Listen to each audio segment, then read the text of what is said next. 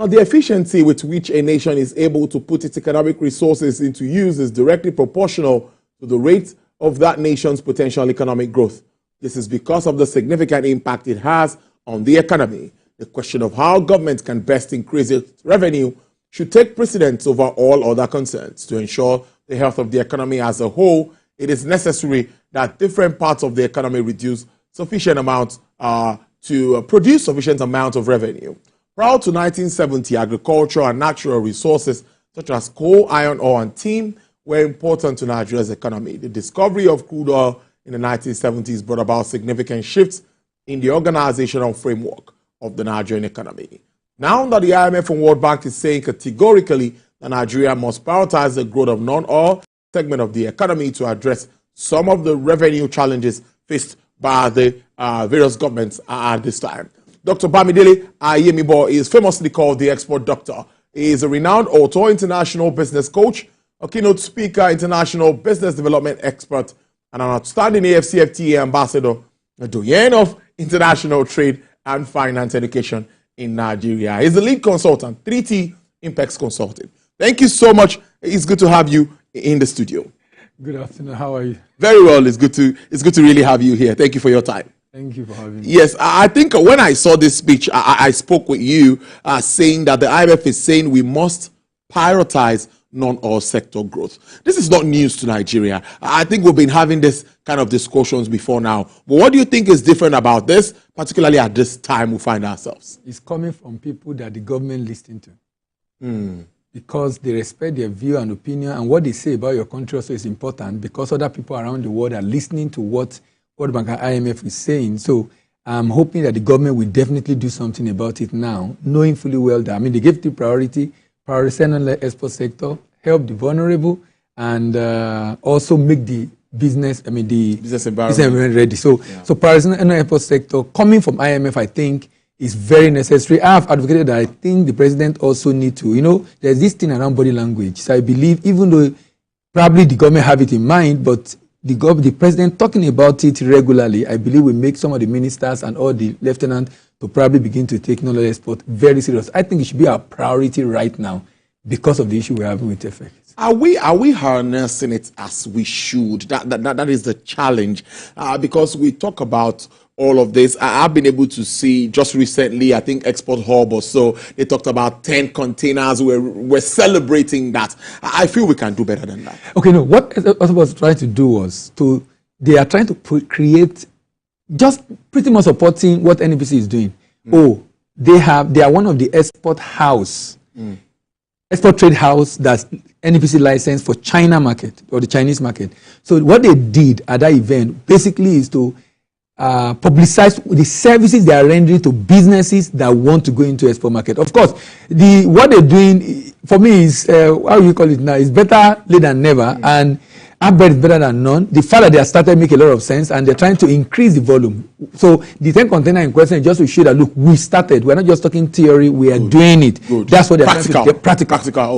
That's why they have to demonstrate that. In fact, I was there because they had to launch one of the shipment. Although they've done some before, but they launched one of the shipment again at that event. But basically to say that look, we're in China, and what they are doing make a lot of sense, and I think the government should replicate it. I know government have trade houses in Egypt, in Kenya, and other parts of the world, I think about 4 or 5 locations. But what they are doing in China make a lot of sense. They are trying to help businesses to solve any problem with getting buyer, getting payment and issue in China, which means investors should be able to bring in money to be able to export, because now you now have organizations that can support you in that initiative. So I think it makes a lot of sense. The issue of standards is for me, I always like to talk about it, that we need our goods to be able to compete globally and internationally. Yes. I think we're doing better than we used to do. Yes.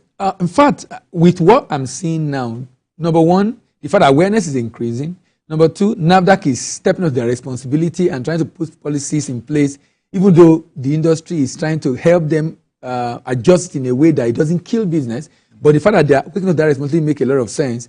And the fact that NEPC also is trying to do a lot in terms of helping with certification. But I think more importantly is, if you are trying to go into export, you should know your product. Because the reason why quality issue happen is because you don't know your product. You should know how to package your product to keep it in peak condition to get to destination, meaning you need to know the product well enough to ensure that you source the right product, check the quality, and preserve it in transit to destination, knowing the product, which is now capacity building issue. So because it's one thing for the product to the quality to be certified, it's possible for product to be certified and the product had issue in transit to destination if the container preparation has issue, particularly to ensure that moisture does not enter, so that the product can be in that peak performance until you get to the destination. But I think we've had reduction with regards to rejects now. You know, okay, so I will wait for the data that often sent from abroad to NAFDAC every year. NAFDAC now have, they receive that data from time to time. So by next year, maybe we'll be able to know what this year look like in terms of the level of rejection. But I hope to see a reduction actually, because the awareness is increased. You are talking about it every now and then. NEPC is doing something about it. NAFDAC is stepping up. In fact, now you cannot ship out of Nigeria if you don't have NAFDAC, particularly if it's a food item. Even commodities, NAFDAC is coming to that point and they said the act enabled them to be able to deal with commodities. So we hope to ensure that, with that, all those steps put in place, we hope to see an improvement in the data of rejection next year. It sounds good. That argument also in some quarters that we are yet to even feed ourselves, and we're talking about exports. A two-way question too. Also adding value. Some will say that we have people in this value chain, so we need to understand the value chain. That cocoa, some people would harvest the cocoa, some people would dry it, some people are ready to process it. That it's a market. Everyone has their own segment of that market. But we keep talking about adding value. How well are we adding value at this time? Let me answer the first one about, are we feeding ourselves enough? There are so many other products to export. Why would we think it's not only agri? Can I export finished goods? We can export solid minerals. We can export manufactured goods. There's so many things, services. There's so many things we can export. So if we want to say, okay, we don't want to export some product because we want to feed ourselves, are we limiting ourselves? That will be limiting us, definitely. But NEPC confirmed last year we exported over 200 different products. So the food item in question might not be up to 5 or 10. So we still have a lot of options to export. But secondly, is the issue you raised around, what's the second issue? The first is around we are mixing this up now. The first is around the goods, the standards, the shelf competing. Okay, yes, I remember. Value addition. Now, let me say something about value addition. The product can be raw materials, secondary and tertiary. Okay. Global trade statistics is showing that there are more demand for intermediate product. That's secondary product and tertiary product. Okay. So that means cocoa beans, cocoa butter, chocolate. There's more demand for cocoa butter than cocoa beans than chocolate.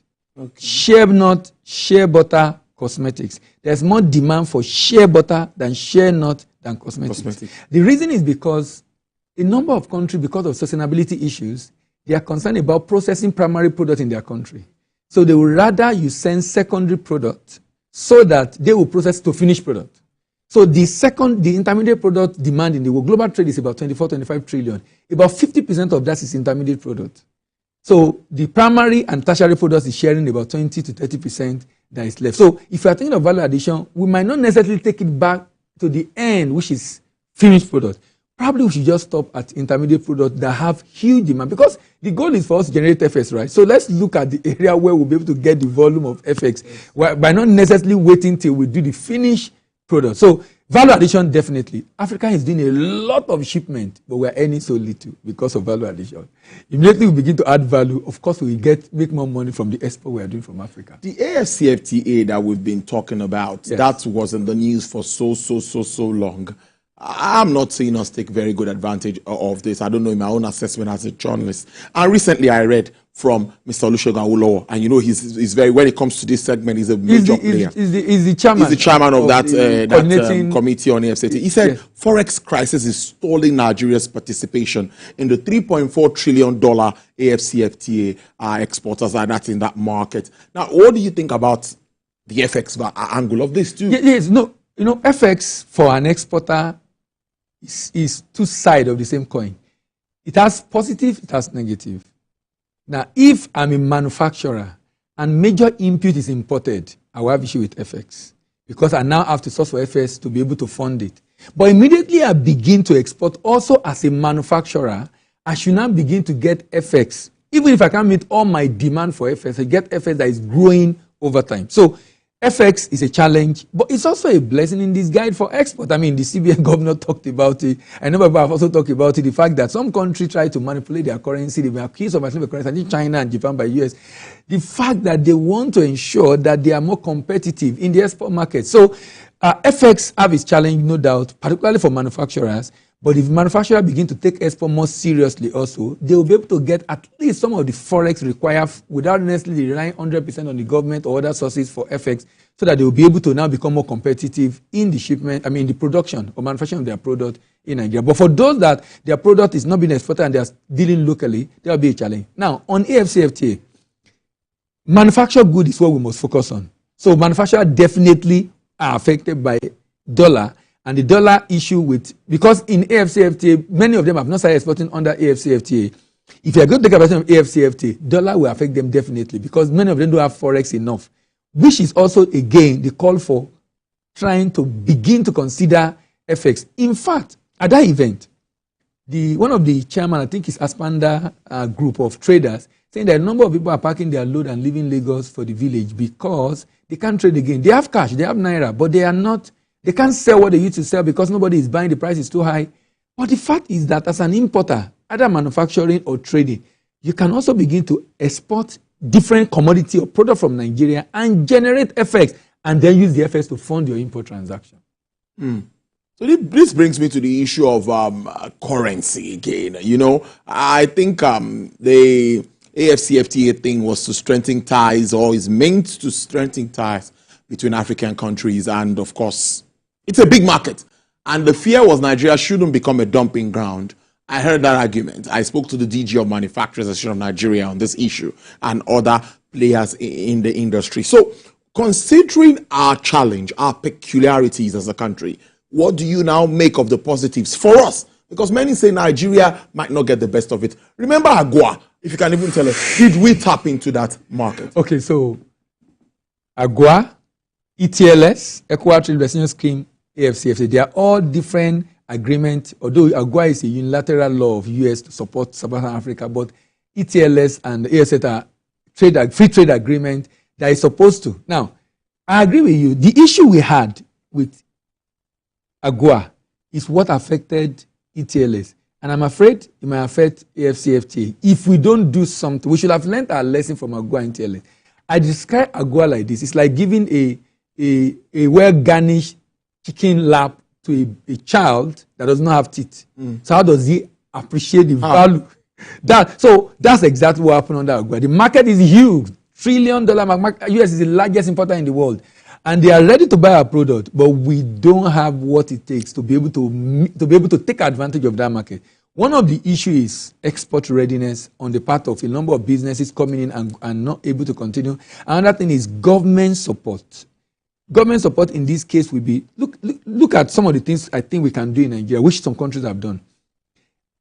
SME is the engine of the economy, right? So what can we do for SME to grow export? Can we have a situation where SME, as an SME, I don't have to worry about setting up factory, getting NAFDAC, getting certification, doing my packaging?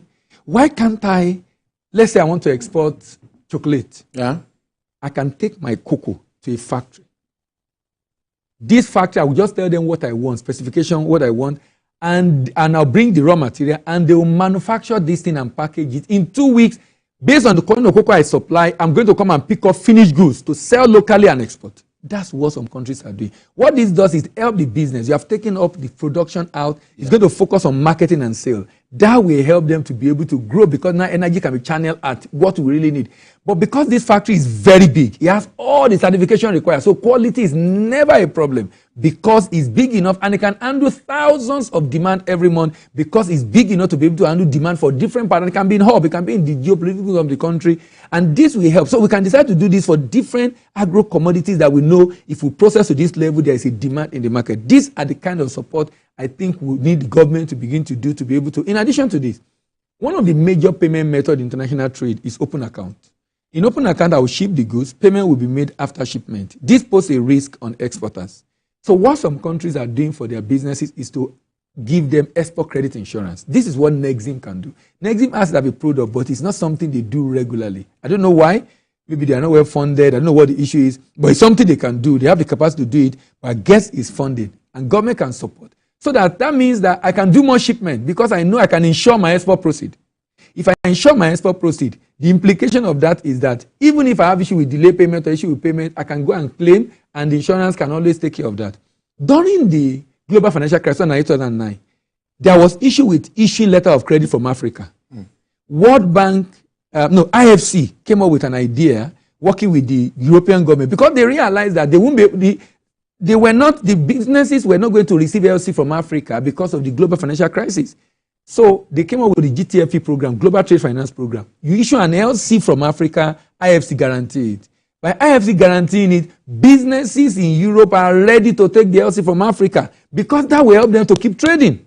Because if they keep trading, they're going to create jobs. We can do the same for our people to be able to. The idea is just for government to throw its weight behind the people as much as possible to be able to encourage businesses to go into this sector. We have what it takes. It was growing in the last administration. They did this, what was the name? This Naira for dollar, in which if I export, I will get a particular dollar. This should have been what export expansion grants you do, but government is not budgeting, funding export expansion budget. And CBN came up with this idea. So it would have been good for CBN also to do something in that regard, do something to encourage businesses to want to export and to want to repatriate the money into Nigeria. And then we can have this FS flowing in. And we can be able to address all of the challenges that we face. Let's wrap up on this note. Moving the goods out of this country is also another kettle of fish. Now, you've talked about the government agencies doing their job and all of that. What about the law enforcement agencies? They have a role, the likes of the customs and all of that. Are they in sync with the fact that, let's be very factual here. And I'll add to that. Also, yes, I'm putting Dr. Ayimbo on the spot here. Also, the likes of Nexim that we mentioned, and even the NEPC. I used to know how active the NEPC used to be. I think more needs to be done. Yes, I think more needs to be done for NEPC. I mean, it's almost a year that the CEO has been appointed, so I believe it's settled down. By next year, we'll begin to see I'll be able to talk more about NEPC because by next year, because it will have settled down. At least it will have mastered all the issues because it's coming from private sector. For Nexim needs support from CBN, from federal government. If Nexim get the funding, I'm sure they will put those products out. But let me come to custom. I'm not only brief for custom. The port is a lot better than what it used to be. I do shipment from time to time. I'm currently doing a shipment, and the port is a lot more efficient. So I give it to custom, Nigeria Shippers Council, and what's the name? I think MPA for what is being done in Apapa to be able to ensure that we don't have delay again. Because some people still talk about this, there is an issue with our port. Okay, my experience in Apapa port or in Tinkan port, the issue, let me say it has been reduced by 70-80%. Not that we don't have issue at all, but at least significantly. So I don't think we should worry more about the port now. Maybe we should talk about building more ports in other parts of the country to be able to ensure that other parts can easily not have to come to Lagos. They don't have to come to Lagos to export. Yes, that's what I think we need to work on. But in addition, that's why I'm also, and I know Lagos have a lot of money, so we have Lekki and there's one already being built, so Lagos can afford it. But other states also, maybe they should consider that. But more importantly is, we need advocacy to encourage people to export and safety net to ensure that they are protected when there are issues. Advocacy from top down, from the presidency to the minister to NEPC, increase advocacy on export and what government will do to support. If China give incentive to their exporters, US give incentive, different countries give incentive. We need to incentivize businesses so that they can say, okay, because government is looking at this, let me do something about it. Because some people are already doing well in Nigeria, but because government is looking at that area and they can see what government is doing to support businesses, some people will come in because of that. I think that's what we need to do to be able to increase, because we have what it takes in terms of product, manufacturing, we have what it takes. Commodity, we have what it takes. Solid mineral, we have what it takes. But we need more investment coming in to be able to grow the sector. Infrastructure is key. When we talk about local production, I also look at infrastructure aspect of it. Also, again, finally, I saw that sesame seeds, ginger, mica, and some other things were those that were exported, part of what was exported when we talked about the export hub. Though I'm not staying with that really. What to you is the outlook? You know, it's good to have an outlook despite the challenges because government seems to be sincere about this. But like you said, it needs to do more. And everyone needs to be on the same page.